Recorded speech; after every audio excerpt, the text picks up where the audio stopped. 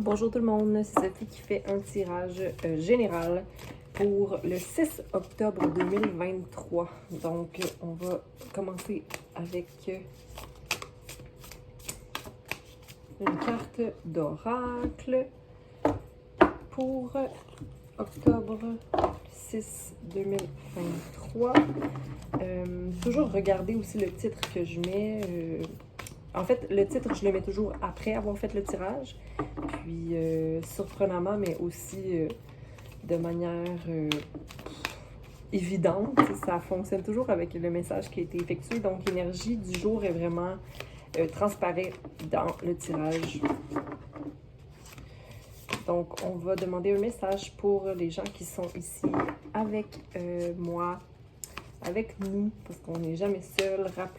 Rappelons-nous, en tout cas, rappelons-nous qu'on n'est jamais seul. OK? Donc, si jamais tu as des inquiétudes dans une journée, simplement appeler plus grand que toi pour être soutenu, puis aussi un peu te libérer du rôle humain que tu portes, que tu gardes sur tes épaules et que tu te presses à devenir ou simplement être, parce que justement le but c'est de simplement être plus que d'essayer d'être quelque chose. Donc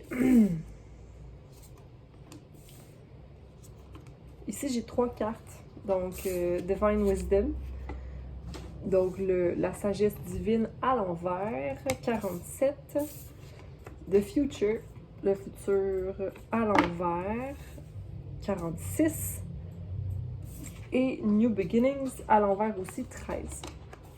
Donc, comme elles sont à l'envers, je présume que ce sont des messages, des fonctions ou des dysfonctions ou des façons d'être que tu dois peut-être ajuster en cette journée.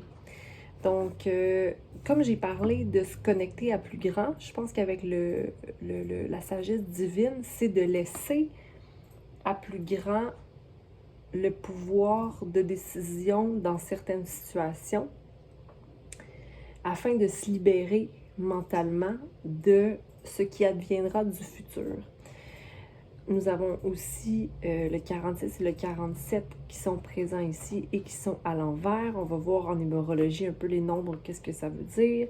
Puis on a le 13 qui est quand même nouveau commencement à l'envers. C'est comme si tu bloques les nouveaux commencements à entamer. Tu bloques la légèreté de ce qui pourrait être.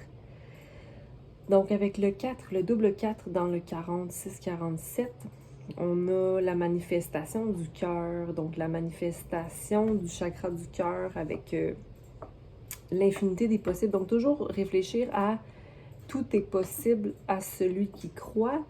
Et croire, c'est simplement s'ouvrir à l'inconnu, mais à ce qui est tout simplement. Ça fait plusieurs fois que je le répète, ça, être, simplement être, arrêter de se mettre de la pression. Le 6, ensuite, c'est la vision. La vision qu'on a de quelque chose, la vision d'un projet, la vision de où on devrait être, ce qu'on devrait être. Tu sais, se détacher de ça un peu, puis plutôt y aller avec le 7, donc l'organisation journalière, donc l'organisation dans des simples tâches. 7, 8, 9,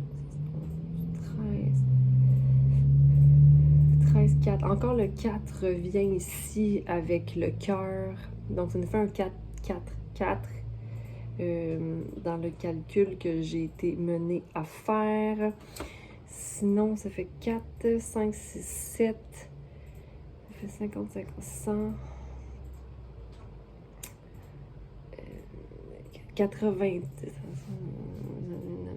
93, 9, 10, 11, 12, 2, 3, 3. Donc, tu es création. Désolée, là, les maths, là, un petit peu lent dans ma tête, dans ma caboche.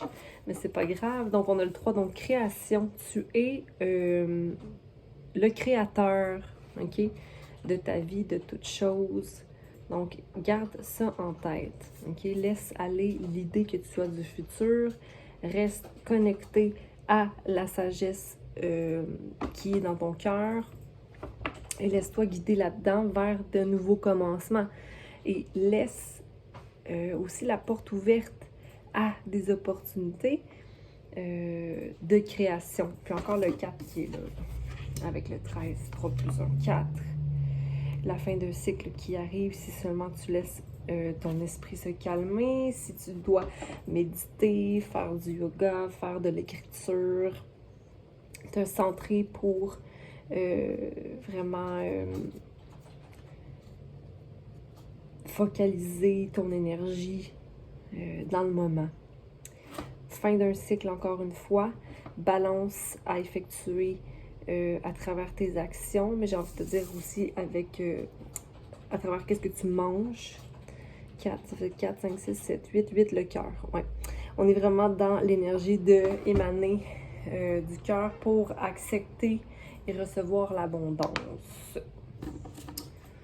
Donc, on va aller clarifier chacune de ces cartes. Donc, le futur 46 à l'envers avec une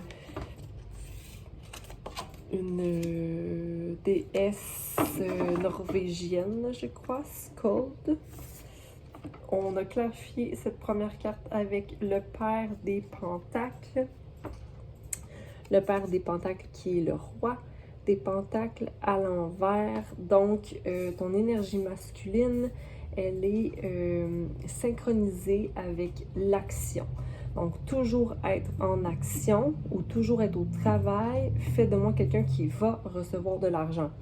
Quand ce n'est pas forcément vrai, c'est comme tu as une idée erronée de ce qu'est la racine. Je vais enraciner mes racines dans la terre. Plus je travaille, plus je suis en action ou que je fonce dans la vie, par exemple. Parce qu'ici, il y a des cornes, pas des cornes, mais des bois. Donc, plus c'est comme un focus trop important sur la matière. Quand il faut être un peu plus axé sur la connexion avec le divin, justement, là, puis on s'en va vers la sagesse intérieure, qui est, dans le fond, notre soi supérieur, qui est notre connexion à plus grand. On va clarifier avec une carte. On a le fou. C'est comme je refuse d'être l'idiot ou la personne qui risque tout ou qui risque pas assez, j'ai envie de te dire, parce que le fou, s'il est à l'endroit, ça va être quelqu'un qui est conscient justement de ses capacités puis qui va jouer avec ça, qui va arriver à mettre des pièces bien stratégiques par rapport à son baluchon. Là, si on voit le fou le plus traditionnel, il y a un petit baluchon, puis il fait sa route, il commence une nouvelle route, il est au-dessus d'un précipice, il est prêt à se jeter en bas, en sachant très bien que la confiance en lui et son ouverture à l'inconnu, à ce qui est, mais à ce qu'il mérite aussi, ou à ce qu'il fait confiance à dans la vie, est assez. Donc, ici, on a le plexus solaire qui est à travailler. Donc, la confiance, l'action, la balance entre ce qui est à faire comme action et ce que je dois récolter. Donc, avoir confiance que les actions qu'on fait sont aussi suffisantes, qu'on n'a pas besoin d'en faire plus ou à l'infini. Donc, 0 à l'envers, c'est comme je ne peux pas retourner à la case 0. Mais chaque jour est une case 0. Le nouveau commencement, donc, on a le 3 à l'envers, le 3 d'épée à l'envers, qui normalement représente 3 épées, qui sont 3 épines, donc 3 déceptions. Mais ici, c'est à l'envers. Donc, pour moi, si le 3 est à l'envers, c'est sûr que c'est connecté au plexus solaire. On a 1, 2, 3, donc le chakra du plexus. Avec la carte du fou, il ne faut pas oublier le jaune à l'arrière là, qui me reflétait aussi les doutes et les peurs. Puis le rouge avec les racines du roi de Pentacle. C'est aussi peut-être en ce moment relié au fait que tu implantes tes racines et que tu n'as pas confiance nécessairement à ton implantation de racines, mais tu dois être certain que si on va vers des nouveaux commencements, c'est toi qui le vibre, c'est toi qui le choisis, mais il ne faut pas oublier que toutes les cartes étaient aussi à l'envers, donc c'est un doute, et le doute est là, mais il faut avoir confiance, il faut changer ça, il faut arrêter d'être dans le doute. Donc, il faut aller voir pourquoi j'ai ce doute. Ce doute est là à cause de 3 épées qui ont été implantées dans le passé. Et que là, en ce moment, il y a une énergie de guérison qui doit prendre place avec la fille de bâton, qui est la reine de bâton ici, qui représente l'action à prendre. Mais c'est comme si l'action à prendre est encore immature en soi. Mais il y a encore les 3 épées que je n'ai pas déterminées, là, les 3 épées qui sont normalement dans un cœur. Mais ici, elles ne sont pas dans un cœur, elles sont comme entrelacées d'un fil rouge. Et pour moi, ce fil rouge-là, c'est comme un lien, une corde relationnelle, mais relationnelle avec une situation du passé. Donc, quelque chose de sombre. Là, on parlait de racines, donc peut-être au niveau matériel toujours. Mais ça peut être aussi relationnel, dépendamment de comment ça te parle. C'est relié au père. Donc, pourquoi au père? Parce que le père était au début et qu'à la fin, il y a une fille, la reine d'épée. Est-ce que c'est la reine d'épée? Parce que c'est un tarot différent, là, je me questionne. Mais ici, elle a... À moins que ce soit la reine. Mais peu importe ce que c'est vraiment une action à prendre qui va faire fleurir, qui va être assez forte en soi, cette action-là, pour te faire guérir. Parce qu'on a un serpent qui est aussi en forme de 8. Et pour moi, la forme du 8, c'est le cœur, mais par rapport aux possibilités, c'est comme doubler le 4. Le 4 du chakra du cœur. Donc, je reçois, mais je peux aussi donner, mais de façon équilibrée. Et il y a une possibilité infinie de réception et de donation, puis c'est comme un courant qui se fait, ok, et qui est un flot d'abondance. Mais ça, il faut le redresser, ça. Là, je vais poser comme question, pour clarifier ces cartes, je vais demander comment on peut redresser la totalité des cartes ici. Quelle action est à poser pour redresser cette espèce de manque de confiance, ce doute, ces peurs, les épées, les 3 épées, qui peuvent être 3 expériences différentes reliées à la matière ou matériel, on peut dire monétaire. Donc ici, on a The Daughter of Cups, qui est la seule qui est tombée à l'endroit. Qui est de redresser le flot. Redresser le flot, redresser l'eau en nous, qui sont les émotions. Les émotions reliées au rouge, donc à la famille, au rôle établi. Et dans la... C'est beau, le petit canard. C'est beau. J'aime bien cette image. Donc, c'est vraiment de se laisser porter plutôt que d'être dans la rigidité d'une idée. J'ai envie de vous lire la carte, ou du moins de vous la traduire, parce que c'est en anglais. Donc, on va essayer de faire ça. Donc, comment tu peux redresser ta situation?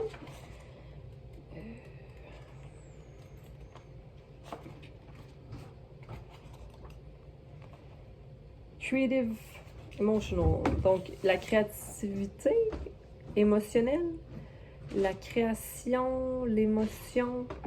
Creative energy abounds from the Daughter of Cups. Fait que la créativité, l'énergie créative est abondante pour la fille des coupes.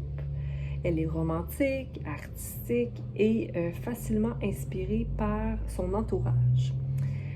Un vrai rêveur de nature va avoir de la difficulté à rester ancré ou avoir de la difficulté à gérer des réalités qui sont plus difficiles qui viennent vers elle.